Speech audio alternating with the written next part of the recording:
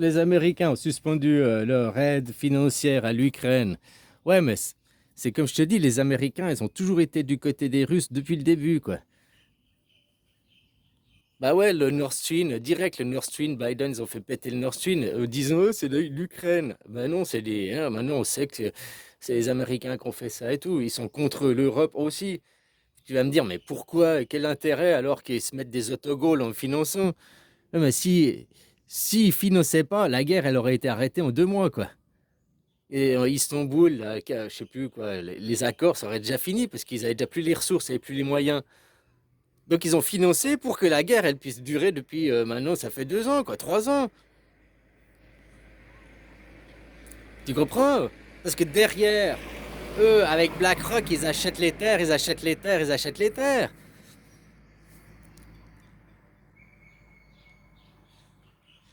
Donc maintenant, comme il dit, oui, il faut qu'ils admettent leur défaite. Alors si on parle d'un point de vue, ouais, effectivement, il y a une défaite, on pourrait voir ça.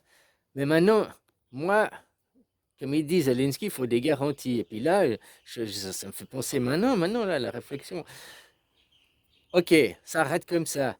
Lui, Poutine était venu pour libérer les russophones, machin, il garde les terres, la Crimée, le Donbass. La plupart des minerais sont sur les terres, la Crimée et le Donbass. Tu vois ce que je veux dire? Les minerais qui voulaient les États-Unis aussi. Donc, hein? Bon, est-ce que Poutine n'aurait pas fait la guerre que pour les minerais et utiliser le prétexte des russophones derrière pour acquérir les terres, puis que derrière, il va pas n'avoir rien à foutre de cette population aussi? Qu'est-ce qui garantit que les russophones, ukrainiens russophones, si les terres sont adossées à la Russie, si cette population qu'il est soi-disant venu libérer, hein, après 3 référendums, est-ce qu'il, est-ce que c'est vraiment ça qu'il est venu faire, ou bien après derrière il va en avoir rien à foutre et puis il veut juste les minerais. Moi je sais pas quoi. Ça faut lui poser les questions à lui. Tu comprends ce que je veux dire? Donc que Zelensky veulent que le peuple y ait des garanties, d'accord, parce que la terre, Poutine aurait pu acheter la terre. Ok, le Donbass, les gens ils veulent rejoindre, bah tu vois, c'est des arbres. Tu vas pas déraciner, tu rachètes le terrain, quoi. Il aurait pu racheter le Donbass, la Crimée. Ah, il y avait les minerais, écoute, bon, on achète, c'est chez nous, mais pour les minerais et tout, on fait un accord les deux. 50% la Russie, 50% pour l'Ukraine, ou j'en sais rien, ils auraient pu faire un truc comme ça. Ils auraient pu trouver des accords entre les deux. Je sais pas si ça a été fait ou pas, je sais pas. Il y a aussi, parce que ce qu'on nous montre sur la scène publique, machin, pour nous, et ce qui se passe dans les salons privés derrière, en arrière-plan, c'est encore autre chose, quoi. Tout ça, ça sert aussi à l'Europe derrière, finalement. À l'Europe. L'Europe pourra avoir sa grande armée, l'Europe hein, avoir 5% maintenant du PIB, va partir pour la défense. Enfin, c'est ce qu'ils veulent, quoi.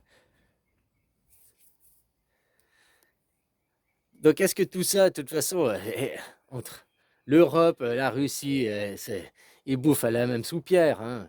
Voilà, ils sont à la même cantine, quoi, les gars. Donc voilà, tout ça, c'est juste prendre du pognon, vous agir sur les peurs, et puis pas arriver dans un monde de paix et tout. On va encore arriver dans un monde de division où il y aura des tensions. Parce que eux, c'est leur moteur. En créant les tensions, derrière, c'est le complexe militaro-industriel. C'est ça qu'il faut pas oublier. C'est pas juste Trump, Poutine ou l'Europe. C'est le complexe militaro-industriel. C'est ça qui est derrière les. Donc, que maintenant l'Europe dise nous avons besoin d'une armée, nous devons nous équiper, nous allons mettre 5% du budget dans la défense. Qui c'est qui va se régaler? Qui c'est qui va s'en foutre plein les poches? Le complexe militaro-industriel. À qui profite le crime? Pourquoi la guerre elle a pas arrêté après 2 semaines? Pourquoi les Américains ils ont financé, ils sont foutus des autogols? Mais parce que le complexe militaro-industriel.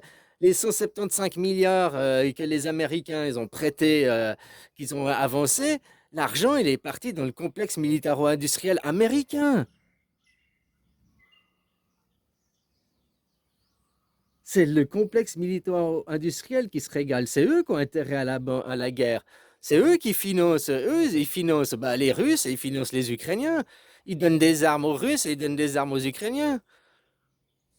Ils ont les intérêts des deux côtés, hein, parce que ce soit les Russes qui tirent des balles ou les Ukrainiens qui tirent des balles, ils achètent les balles aux mêmes gars, quoi. Ah, tu me diras, ils fabriquent leurs munitions et tout. Mais il faut voir plus loin. Les minerais. Qu'est-ce qu'il y a pour faire? Il faut du salpêtre, il faut du je sais pas quoi, il faut du. Hein, puis il faut du cuivre, du laiton, du machin, du plomb. Les minerais derrière le complexe militaro-industriel, c'est lui qui a main mise sur les ressources.